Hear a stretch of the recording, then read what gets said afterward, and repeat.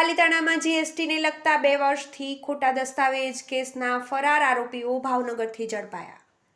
Palitana town police મથકમાં 2 વર્ષ અગાઉ નોંધાયેલા goods and service tax GST સંબંધિત ખોટા દસ્તાવેજો બનાવીને કૌભાંડ આચરવાના ગંભીર ગુનામાં ફરાર ચાલી રહેલા 2 મુખ્ય આરોપીઓને ભાવનગર ખાતેથી ઝડપી પાડવામાં આવ્યા છે.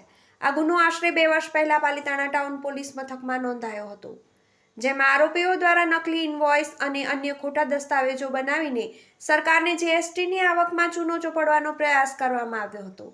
જે ગુનામાં સંડોવાયેલા અને લાંબા સમયથી પોલીસ પકડથી દૂર રહેલા 2 આરોપીઓ રમીઝ બાઉદ્દીનભાઈ કાઝી અને જીશાન કરીમભાઈ હાલાને ઝડપી લેવામાં આવ્યા છે.